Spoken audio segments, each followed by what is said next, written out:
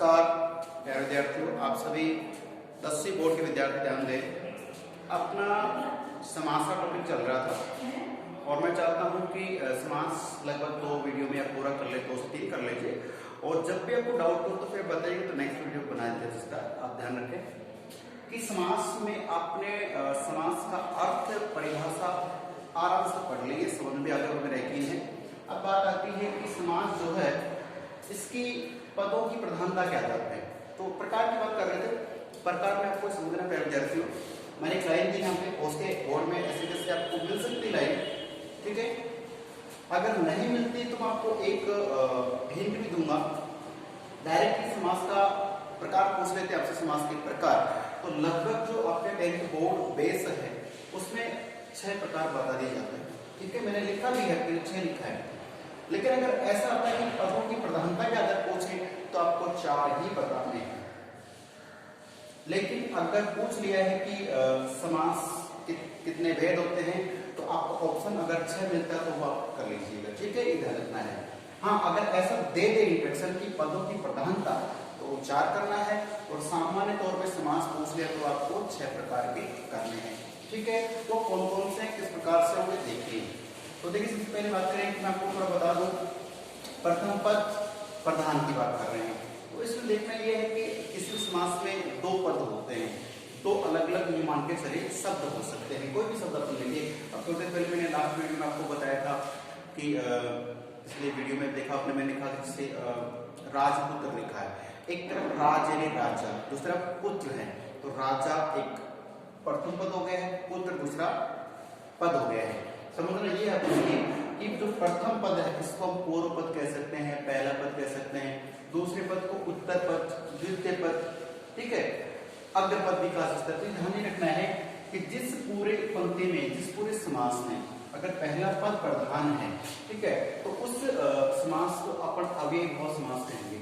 अब बात है कि अव्ययभाव समास के डेफिनेशन आज आपको डिस्कस करेंगे, कि मुझे यकीन है कि आपका 2 दिन से टेस्ट हो चुके हैं और काफी अच्छा रिस्पॉन्स आपने दिया है। तो अव्ययभाव के बारे में डिस्कस कर लीजिए कि वह समास जिसका पहला पद अव्यय हो, या तो अव्यय हो या फिर उपसर्ग हो। तो उपसर्ग भी जब तक वो अपने आप में किसी से तो जुड़ती नहीं है, क्या रहती है, अव्यय रहती है। तो आपको एक फोकस करना है अव्यय। अव्यय का मतलब ऐसे शब्द होते हैं जिसमें परिवर्तन नहीं होता है। तो वे शब्द अगर शुरू में है, प्रारंभ में है, तो दूसरा शब्द दूसरा है, तो फिर वो आपका अव्ययभाव समास होता है, ठीक है। तो आप जानते हैं कि प्रथम पद प्रधान हो यानी उपसर्ग आएगा या अव्यय आएगा, आपका हो जाएगा अव्ययभाव समास। कई एग्जाम्पल मैंने आपको दिए थे, जैसे यथा शब्द है, यथार्थ है, यथाशक्ति है, यथासंभव है, यथानुकूल है।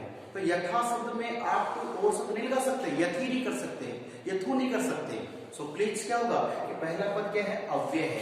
अव्यय होने के चक्कर में उसके बाद वाला है वो क्या हो जाएगा, तो पहला पद प्रधान है और दूसरा उसके अनुसार आ रहा है। तो यथासंभव, यथार्थ, यथाशक्ति ये आगे है। भर पेट, बेखबर, बेवफा, बेहया, इसमें उपसर्ग लग गया है।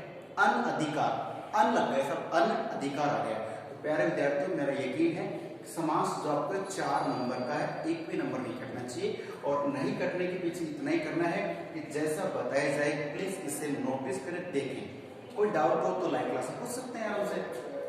बात करें द्वितीय की बात करें तो दूसरा पद प्रधान होगा वो तत्पुरुष समास हो जाएगा।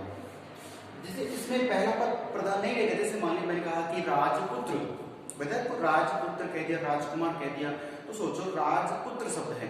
अब राजपुत्र में क्या होता है कि राजा का पुत्र, तो राजा वो भी एक स्पेशल है और पुत्र, लेकिन उस पद को देखो, राजपुत्र से राजकुमार आ रहा है, राजपुत्र जा रहा है।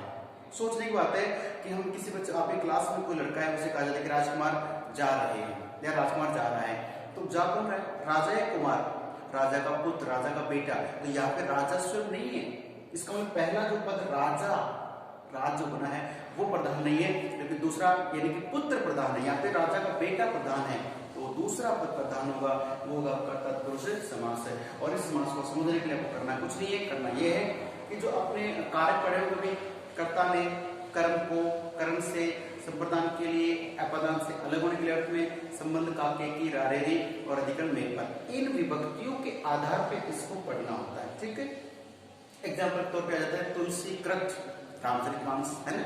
तो तुलसी कृत, तुलसी के द्वारा किया गया, तुलसी के द्वारा लिखा गया, तो से के द्वारा करण तत्पुरुष में आते हैं। ठीक है, हिमालय से गंगा निकलती है, पंक्ति में समास बताइए।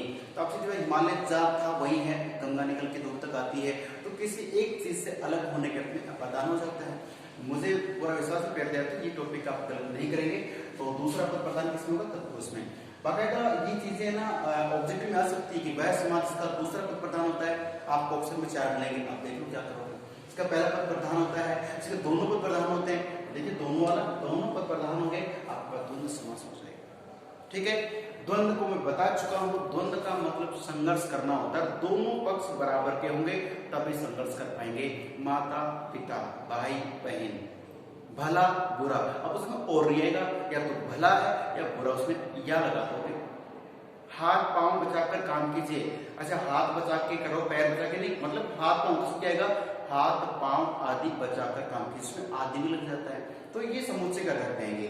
जितने एग्जाम्पल आपके पास हो पढ़ी नहीं होते हैं पूछिए, आपको बस नंबर पूरे लाने हैं। बात करें इसमें दोनों पद प्रधान हो गए हैं, इसमें द्वंद्व समास में, इसमें औसत का, या का, अथवा का लोप होता है।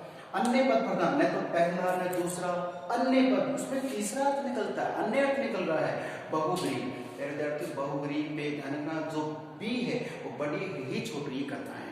ये अपने एक प्रश्न अवश्य आएगा, वर्तनी की शुद्धता छापनी है, यानी 4 शब्द होंगे, इसमें 3 गलत है, 1 शुद्ध है, या फिर 3 मतलब क्या होंगे, अशुद्ध होंगे, 1 शुद्ध होगा, या 3 शुद्ध 1 गलत होगा, कुल मिला के आपको सही गलत निकालना मात्रा के आधार पे।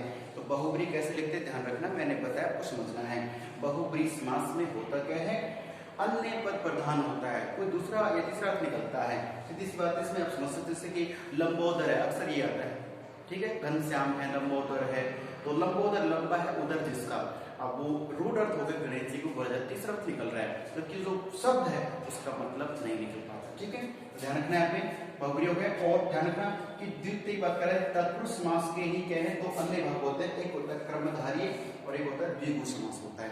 कर्मधारय क्या होता है कि मैंने बताया थोड़ी देर पहले, कमल नहीं है, मृग नहीं, तो मृग के समान अक्षी या मृग के समान आंखों वाली बात करें तो एक पद क्या होगा, विशेषण या उपमान, दूसरा पद विशेषण या उपमेय, एक पद स्पेशल होता है, दूसरा नॉर्मल होता है। इसमें करना क्या, आपको कर्मधारय समास करना है। ठीक है, उसके बाद है द्विगु, तो द्विगु का मतलब होता है 2 बार, वो का गणना करना, और द्विगु अर्थात उसकी 2 बार काउंटिंग होती, गिनती होती, सीधी बात है। द्विगु समास में क्या करोगे, वह समास जिसमें पहला पद क्या होगा, संख्यावाची होगा, पूरा पद भी संख्यावाची हो सकता है। ठीक है, इसमें आपको अभी सभी के एग्जांपल्स मैं आपको फिर बताऊंगा, और वो एग्जांपल्स हम करेंगे नेक्स्ट क्लास में। तो प्लीज समास की जो मैंने 2 वीडियो डाले, दोनों को देखिएगा, एक वीडियो और डाले, इसमें सबके एग्जांपल्स होंगे। तो मुझे लगता है कि 2 या 3 वीडियो में आपका ये समास क्लियर हो जाएगा, इस पर आप डाउट्स आपकी क्लियर कर सकते हैं। ठीक है प्यारे विद्यार्थियों, तो उनके साथ में मिलते हैं अगले वीडियो में, तब तक के लिए नमस्कार, धन्यवाद।